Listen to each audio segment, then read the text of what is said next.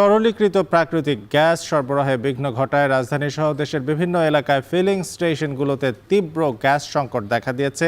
এর ফলে চালু থাকা স্টেশনগুলোতে ভোর থেকে যানবাহনের দীর্ঘ সারি। এরই আরও জানাতে রাজধানীর রাজারবাগ থেকে আমাদের সঙ্গে যুক্ত হচ্ছেন মাহবুব হাসান রিপন। ফিলিং স্টেশনে চাহিদা অনুযায়ী গ্যাস পাওয়া যাচ্ছে কিনা, সরবরাহ পরিস্থিতিটা কি, সেটা নিয়ে ফিলিং স্টেশন কর্তৃপক্ষ কি বলছে, বিস্তারিত জানাবেন আমাদের।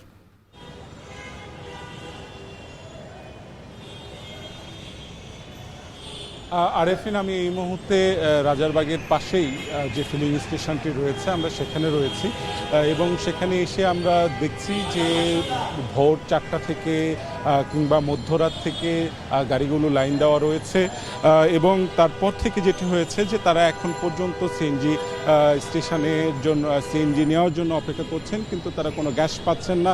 দীর্ঘ সময় ধরে তারা অপেক্ষা করছেন। আমি যে সিএনজি স্টেশনের ছবিটি আপনাকে এই মুহূর্তে দেখেছি, ফিলিং স্টেশনের ছবিটি দেখতে পাচ্ছেন যে এইখানে কিন্তু কোনো ধরনের গ্যাস দেওয়া হচ্ছে না। কর্তৃপক্ষের সাথে আমরা কথা বলেছি, তারা বলছে যে তাদের কাছে পর্যাপ্ত সরবরাহ নেই এবং কোনো ধরনের সরবরাহ না থাকায় তারা গ্যাস দিতে পারছেন না। পুরো প্রক্রিয়াটি তারা বন্ধ রেখেছেন এবং এই চিত্রটি এই ফিলিং স্টেশনে কথা বলে আমরা যেটি জানলাম যে গতকাল রাত 8টার পর থেকেই তারা গ্যাস দিতে পাচ্ছেন না এবং এখানে এসে আমরা চালকদের সাথে কথা বলেছি। চালকরা বলছেন যে রাজধানীতে তারা বিভিন্ন জায়গায় গতকাল খুঁজেছেন, তারা গ্যাস পাননি। শেষ পর্যন্ত তারা এই ফিলিং স্টেশনে এসেছেন। এখানে এসে ভোরবেলা থেকে কেউ বা মধ্যরাত থেকে লাইন দিয়েছেন গ্যাসের আশায়, কিন্তু এখন পর্যন্ত গ্যাস সরবরাহ না থাকায় তারা অনিশ্চিত যে কতক্ষণ অপেক্ষা তাদেরকে করতে হবে এবং কতক্ষণ পর তারা আসলে গ্যাস পাবেন।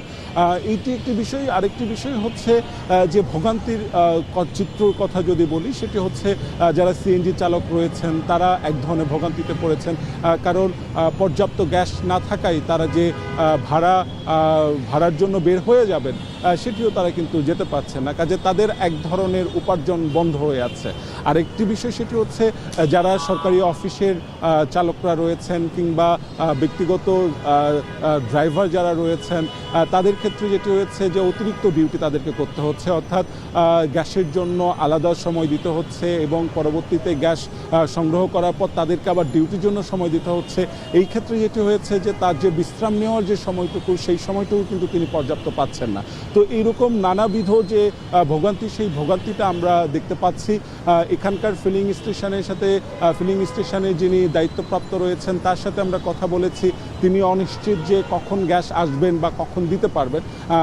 আগে যেটি হতো যে আমরা গত সংকটের সময় আমরা দেখেছি পেট্রোল পাম্পগুলোতে যখন ডিজেলের সংকট ছিল তখন একটা সময় তারা দিতে পারতেন, কিন্তু এই ক্ষেত্রে তারা কিন্তু কোনো সময় সীমা দিতে পারছেন না যে এই সময় তারা গ্যাস পাবেন বা কিছু একটা। কাজেই যেটি হয়েছে সেটি হচ্ছে যে একটা অনিশ্চিত ভোগান্তির মধ্যে পড়েছেন চালকরা যারা সিএনজি গ্যাস সংগ্রহ করবেন তারা, এবং এই ভোগান্তি কখন শেষ হবে বা আদৌ শেষ হবে কিনা সেটি কিন্তু তারাও জানেন না এবং স্টেশন ম্যানেজার যারা রয়েছেন তারাও ঠিকভাবে সেটি বলতে পারছেন না।